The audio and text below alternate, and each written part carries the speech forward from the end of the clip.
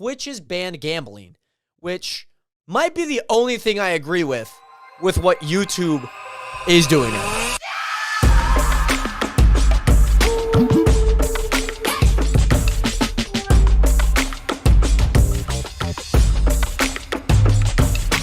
All right, we're here. We're literally here now.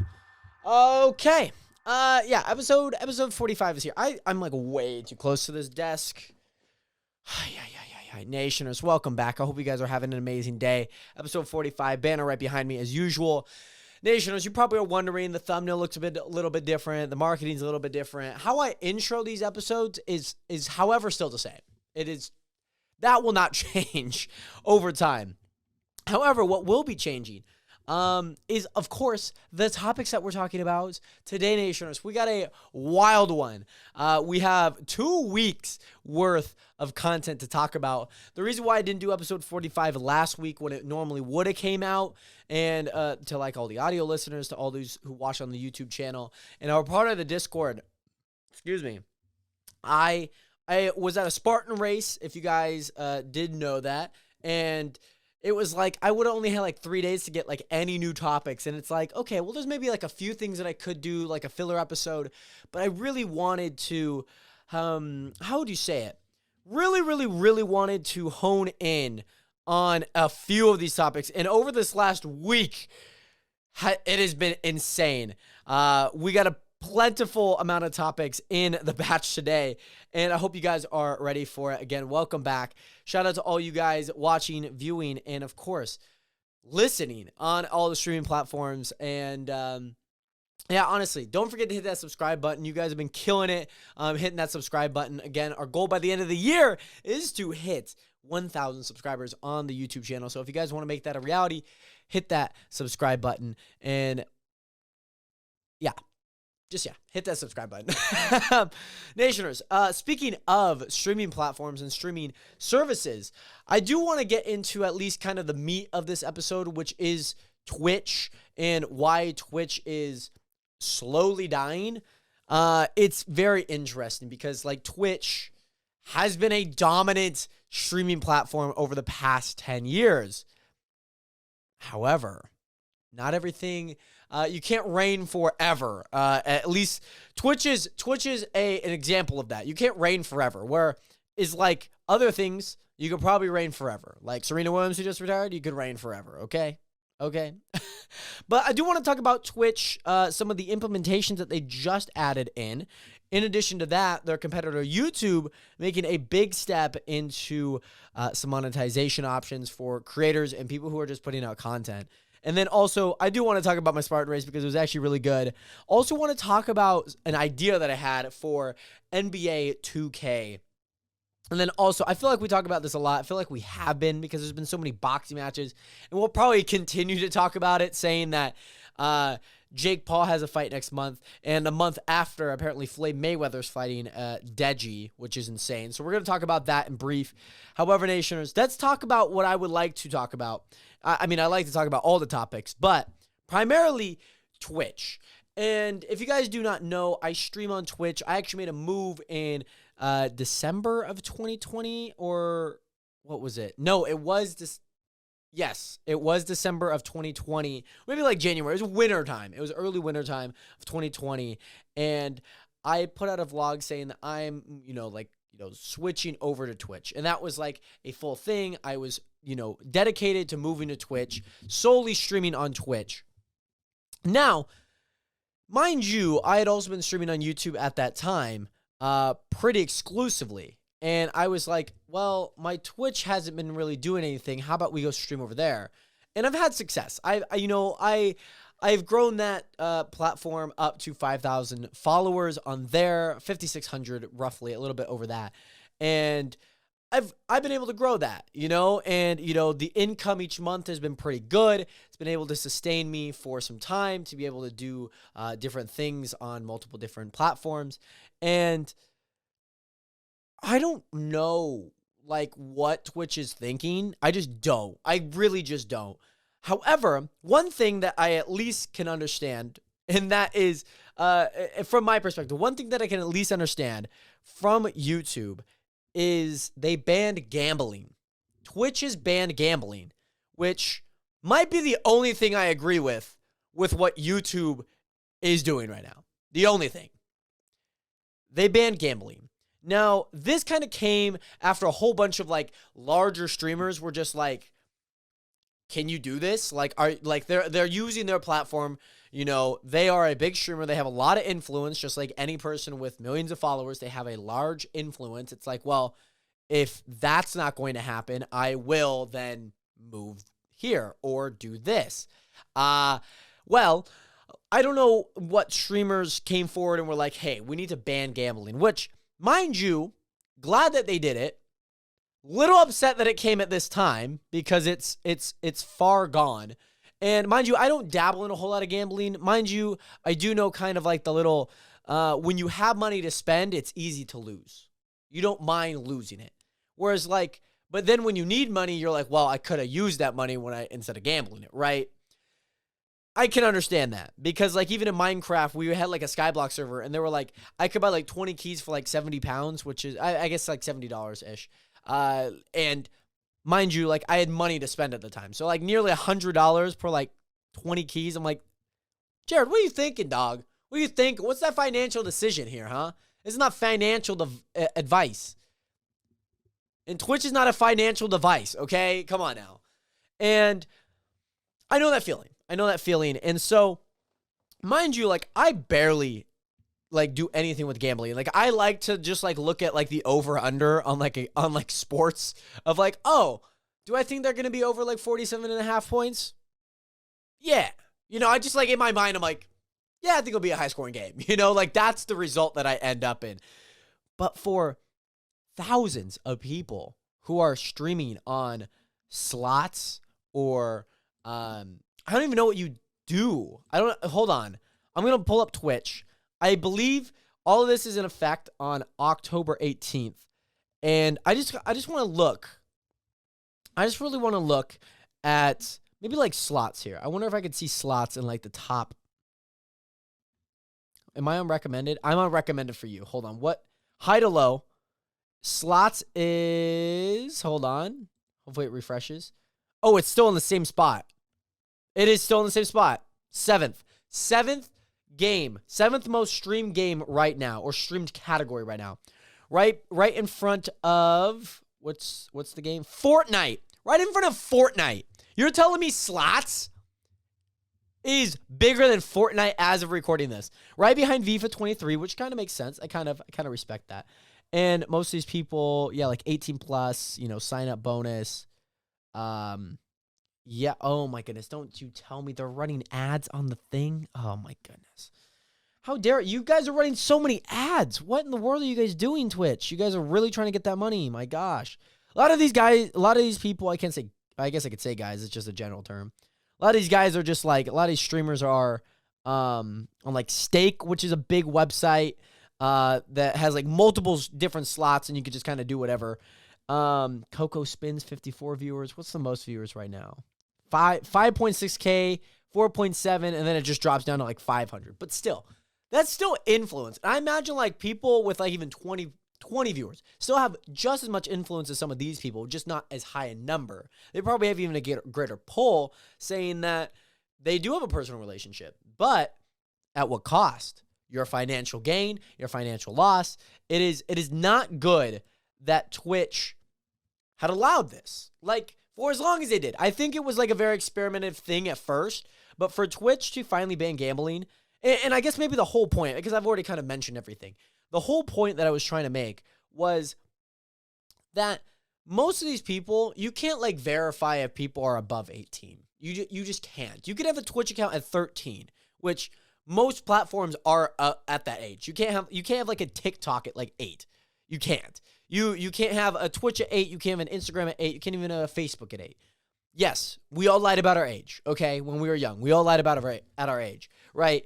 But like, you can't track that. Like, you know, like when somebody's like, "Oh my god, I use like my mom's credit card to buy me like something like GTA 5 or like Fortnite V-Bucks." Like, how do you expect that even like somebody even like 13 or 14, you know, like who maybe has like $20 isn't like, okay, well, if I just like slide $20 into my parents' wallet and then maybe like, I don't know, go grab their credit card and be like, well, maybe that just, got transferred. I don't know. What are they going to know? I don't know what a bank statement looks like. They could see that it just says like whatever this website is, right? Mind you, I've put investments into certain stocks. I put investments even into Logan Paul's, Liquid Marketplace. I've done that. I've like invested money into that, right?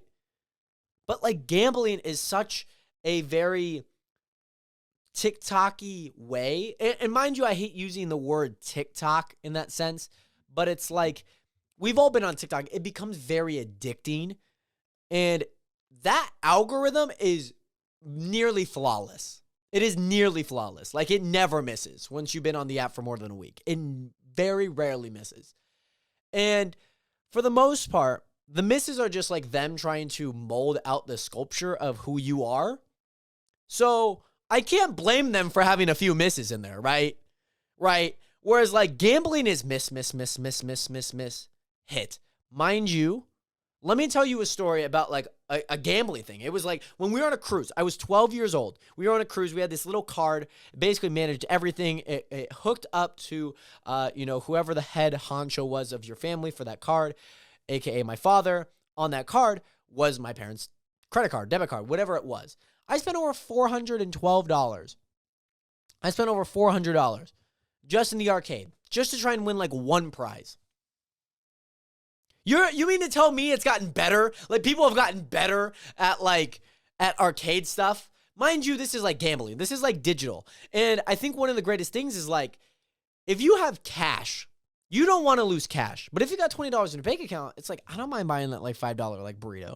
I don't mind buying that like $8.99 Domino's pizza. I don't mind doing that. But if I get like $20, I'm like, I don't really, no, please don't, no. Don't do it to me, right? You're not doing that. So you mean to tell me that people who are just like average people, not like professional poker players who are, not necessarily gambling, but playing like a sport or, doing like a roulette table, with like chips or cash, not something physical, but something in the digital realm where you can, you could be up like 10 grand today and then lose like 50 grand. Just in one spin, right? You could do that if you really tried, if you really, wanted to try. And so the barrier to entry for gambling is very high. And especially with Twitch, where people have influence, they are live, they can see your wins in real time, they can see your losses in real time. They can literally just call to action you right then and there. Download like Barstool Sports, Caesar Sportsbook, DraftKings, download MyBookie, like make a bet today. You get like $1,000 free. It's like at no cost. $1,000 free, no cost. I think I'll be okay. Let's go try it. Let's go sign up. You just got a discount into the door for your financial disaster. That's what you just got. You got $1,000 free that you're going to probably use and bet willingly for free at no cost, no risk. And they're going to just continue, and they're going to continue. And mind you, there's probably like 6 out of 10 of those people that will probably never touch it again, but maybe 4 out of like those 10, the other half that are probably like, doesn't hurt if I put like a little money here, or like just maybe add like another 10, maybe because like if I could bet like another like for like another 30 minutes and maybe win my losses. Like if I put more money in, I would hope to get more money out. It's not a stock, it's gambling, okay? It's gambling. It's short stock returns. That's basically what it is. It's like, oh, crap, or crypt, maybe, I don't know, crypto. There's crypto websites, my goodness.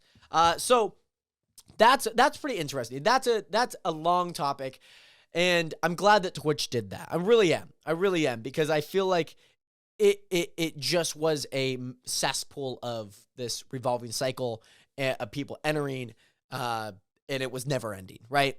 Whereas Twitch decided, let me pull out this tweet from Colin and Samir. If you guys haven't seen that video yet, where I gave them a book, that is a great video. Let me look up Colin and Samir really quick. Glad that we brought the laptop out. Oh, by the way, the Adam Levine stuff, I keep seeing this everywhere. If you guys know anything about it, please let me know.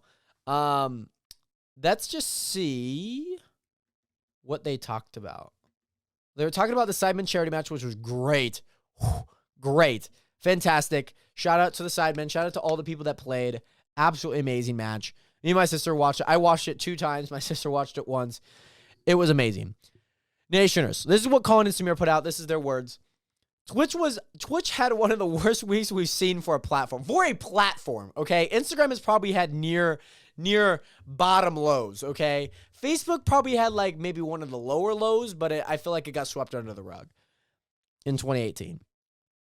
Twitch had one of the worst years we've ever seen for a platform. This week, number 1, top creators petition to end gambling, which I don't know if that's necessarily bad, but I think it came with a lot of backlash, right?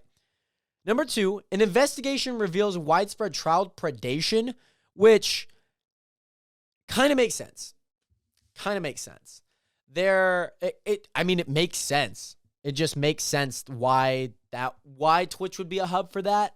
Also, revenue sharing terms get overhauled, which I want to talk about. This is ridiculous.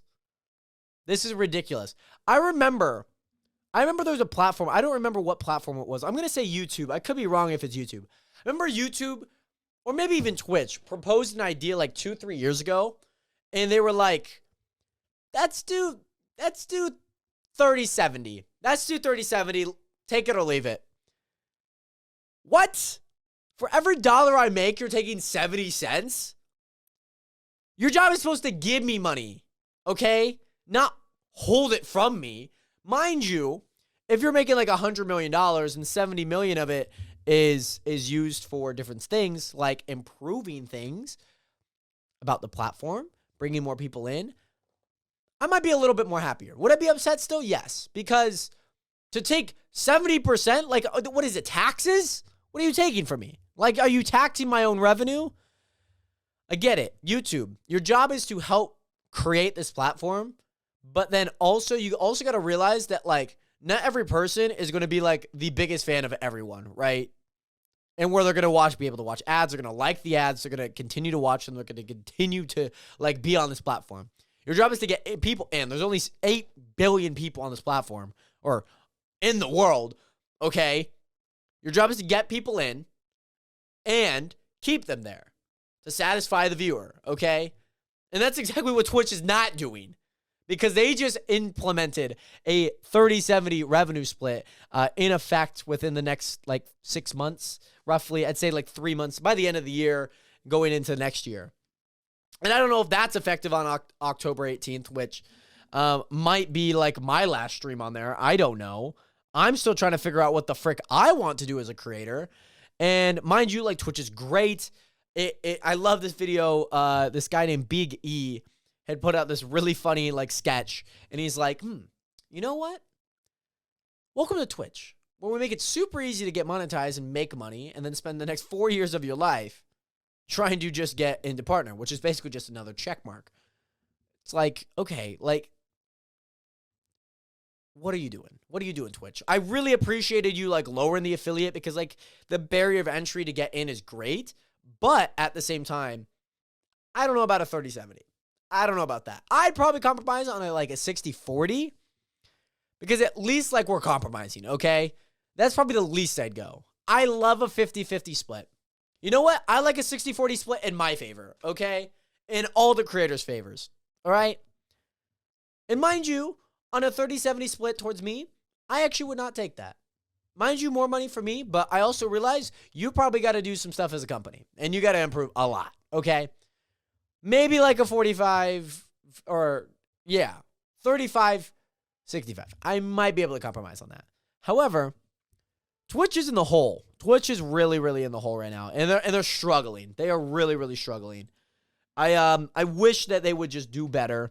It's kind of weird, because, like, YouTube has been catching a lot of flack over, like, certain things of just, like little things. Like, they, like, and it's just one thing. It is just annoying, because it's like, we don't care about, who the frick cares about a dislike button? Like, we use it just so we can let other people know. Like, that's not the problem you should be solving.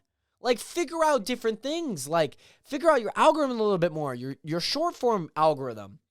I'm like, what the frick are you doing? Like, It just doesn't make any sense to me. Let me pull up the article that I have here. YouTube Shorts monetization. I remember this article that I looked up. What is it? Where is it?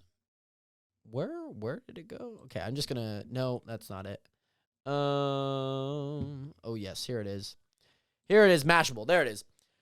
So it's like, to me, it just doesn't make any sense. Like, and that's what Twitch is doing. That's what Twitch is becoming, where it's like, we want you to fix things on the platform, you know? Like, can we, like, eliminate people just, like, in their bikini? Or, like, having sex on stream? Like, can we do that? Can we explain, like, why people are getting banned? Or, like, what are you doing here? You know what? 3070, I think that'll solve everything. That'll just get everyone off the platform, and we don't have to deal with it anymore. So Twitch is a slowly dying platform. And mind you, that's where my head's at. So take that with a grain of salt. Take that with what you will. Leave a comment what you think about the YouTube, TikTok thing, Twitch. The better T now is TikTok. My goodness. Let me read this article here by Mashable. They kind of talk about like what YouTube has done and what they plan on doing with short form content here.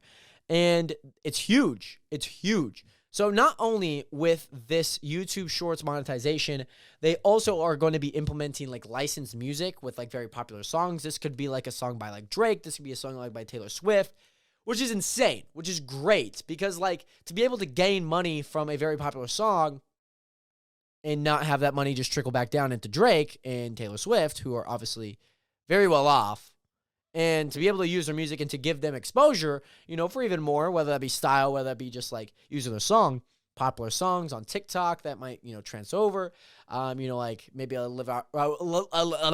Olivia Rodrigo song is pretty catchy. You use it for a video, boom, bada bing. You can now license that. I don't know if it's short form or long form, but I believe it's for both, which is great because now you're able to do stuff like that. And mind you, there's been stuff that have been coming out, websites, you know, pricing, program subscription, stuff like Stir that have done that where you license a certain piece of content that is a popular song that would normally get you copyright claimed, and now you could actually license it properly, which is great because YouTube has been needing that forever.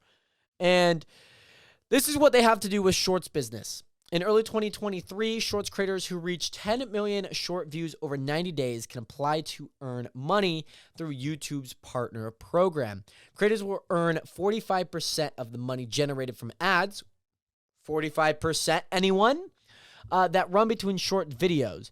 Revenues from those ads will be pulled at the end of the month, and each creator will be paid based on their total share of total Shorts views, which makes sense. You want to make great content. That's something that YouTube has been progressively moving towards. They kind of added like the retention stuff, but sometimes retention's not super great, but it like still is a good piece of content. So they're still morphing that out, but a lot of things used to be like, oh, it has like 1 million views, but like people only watch like 10 seconds of it. They're still paying the 1 million views, right? So that's great, just like a slice of the pie. The ad money will also go to covering the cost of music licensing. That's it. Boom, bada bing, which YouTube says will not affect the creator's earnings, which is great. It's the first real revenue sharing is being offered short-term video on any platform at scale. It's a huge investment in Shorts with YouTube is now logging over 30 billion views from 1.5 billion logged in users a month. YouTube's the move. Hold on. How many users used Twitch? 140 million active users monthly. This was earlier this year. This was in January. So like a tenth of what YouTube's got. Like, dang. Okay. That's very interesting. YouTube's been making big moves. I'm really happy about that. I'm really happy for YouTube. I'm really happy for the short form platform that is YouTube Shorts to be able to monetize, because at this point it was basically very similar to TikTok. How many views you get, it's like, okay, let's say you get 10,000. That's like a certain threshold. You get this much, like at the end of the month. That's basically what you get. You got to make good content. You really do. So very interesting on YouTube Shorts. And I'm very happy. Another thing that I would like to talk about is my Spartan Race. This This whole week has been so long. It doesn't even feel like I did a Spartan race last week as I'm recording this. It is 7:35. I would have been streaming last week at this time. And yeah, it was a very long day, very rough. So I drove down to Portland, which is about 5.5 hours from here on Friday. Checked into a hotel because now I could check into one and I don't have to be like, where am I going to sleep tonight? My car? Well, met a guy that did. Just because hotels are expensive when you buy them like a few days before.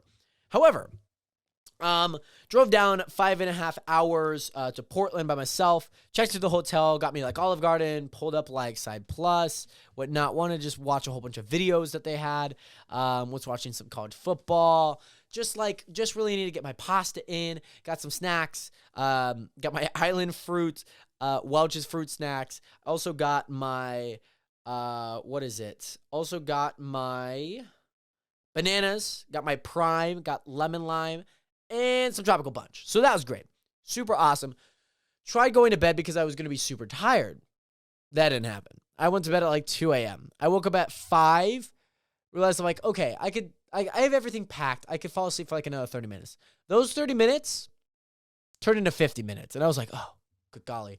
We got to get up, changed. I took a shower the night before, which was great. So then I, put everything in the car, got into my car at 6:20, and that was exactly the time that I wanted to leave. So I actually woke up on time, and I was not in a rush. I did not feel like I was in a rush. I was like just walking places, and I was like, okay, I got time. I got about 30 minutes to get things into the car. That's perfectly fine. Perfect. Drive over to the venue, which is about 25 minutes away. Would have been there at 6:45, just walking and checking in. About 7. Run in 45 minutes. So I got about 45 minutes to get ready, get everything, how would you say it? Just prepared. Body warmed up, tuned up. I was doing the Jared Jiggle, listening to some Kanye, listening to some Kendrick, some Jay-Z. That was the move. That was the move. And so 7:45 comes by, and the Portland race was actually my first Spartan race, but last time I ran it was an open heat, so it was just open. Anyone could go. This time I raced in the age group. That's the competitive age group, okay? That's competitive. And I, started off well, was in like the lead pack for, going into the first mile. It was good. We start heading into some hills, and I'm like, oh, crap. And my legs were sore because I did a hill workout on Thursday. Bad idea. And they were still sore, so I'm just trying to roll them out as best as I can before the race. The night before, didn't quite work out because I didn't get much sleep, so my body didn't really recover as much. My fault. So that happened. And then we, start going up some hills. I was feeling good out through some of these bigger obstacles that I normally would be tired out of. So I was really happy that I wasn't tired out of them. And I was just kept bombing out these hills, not looking too good up the hills, but looking good down the hills. And yeah, I ended up finishing with one field obstacle, which was a penalty loop, which was great. And then I finished 12th overall. I think at the time I finished 7th overall, but there's still some more age groups that are going, like the 30 to like 50 age groups are still going. So like I think 5 of them beat me. So I ended up getting 12th overall. And then in my age group, I ended up getting 3rd, and I made it on the podium. And I wish I had the medal with me. It's downstairs. And it's going to stay there for a while. So maybe I'll show you guys next podcast or the next one after.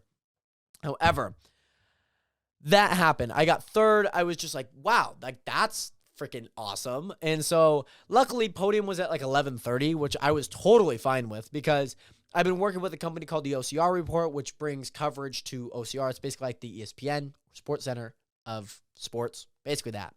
And they cover the sport of OCR. And for, that day, I was just recording like a whole bunch of stuff. I brought my camera. I had to go change and whatnot after taking a shower because I was all muddy. It was great. It was fantastic. It just worked out. Got my drone up there. It was fantastic. I was so excited. And so I ended up getting onto the podium, had like a random lady film me, and that was great. 12 o'clock rolls by. I'm heading back to my car, and, I plug in, the closest Domino's pizza. Because I wanted me some Domino's pizza. I needed something to feed me, saying that I didn't eat much after the race. I just got like a banana, and that was basically it. So I got me some Domino's pizza. Love me some Domino's pizza. And I got in there, and I was like, hey, do you guys still have like $7.99 for like carry out? like if I order here? And he's like, no, it's online. So I'm like, so I could just like sit down and order online and I'll save like $10. All right with me. So we ended up doing that. We moved, I just moved into the chair, ordered the pizza, just sat there for like basically, I guess, ordered for like 10 minutes, I think, roughly. I was out of there within like 20 minutes. It was perfectly fine. And got on the road at like 12:30-ish, a little bit before that, and got on the road. One of the main roads that we crossed to get back over into like from Washington to Oregon, and then one of the main highways that takes us across was closed. So sorry, Julia. Was closed, so we couldn't ride over. So you had to go like a super long way, even though it was the quickest way still. So that would kind of, it would have been faster. However, drove home, got home at like 10, streamed at like 6:30 for like an hour and a half, 2 hours. And yeah, that was basically it. I stayed up the rest of the day, woke up super early because I was still streaming that morning. And yeah, that was the start to my, week. And that was my Spartan race. Raced really well, really happy about it. I might do one in like December. So I'm looking forward to that. I don't know. I want to try and get some money still to just maybe like buy a flight. I'm down there and whatnot. So excited nonetheless. Excuse me. And yeah, Spartan race season might be over for right now, but looking for some more races. Maybe I might get I love to get flown out, race some stuff, get some coverage for an event. That'd be super awesome. So we'll see what the world brings me. You never know if this podcast might go mobile, and very, very excited nonetheless. And yeah, Nationers, talking about sports, talking about ESPN. Obviously, the NBA season is coming to a return in the next month, and I couldn't help but think that like 2K, it's a fun game. It's fun. The campaigns, it's all right. I like mainly playing just like with the team. You just like mainly playing with the game. Like it's basically FIFA, but each year they have ever something slightly different, right?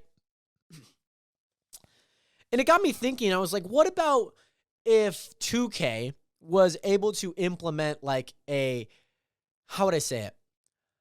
In the campaign, there's obviously players in the NBA that have like really interesting stories, and it got me thinking of what if NBA 2K, or I guess 2K, were able to like add like player journeys a part of the campaign. What about if they were able to do that? Because I think it would be actually really, really cool, because it would have incentive to buy each game. Whereas like each game's like a cool campaign, cool, great, that's awesome. But then it also has like the online, I don't know, like the online or like whatever. I don't really know how to describe it. Like the franchise mode or online, cool, great. That's just something that every freaking NBA has, okay?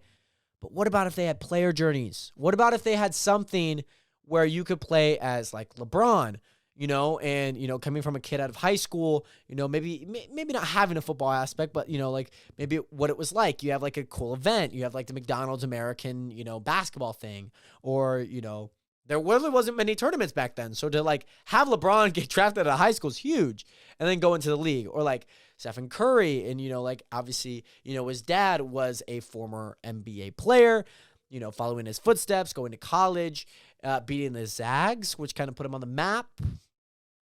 So you're welcome, Steph Curry.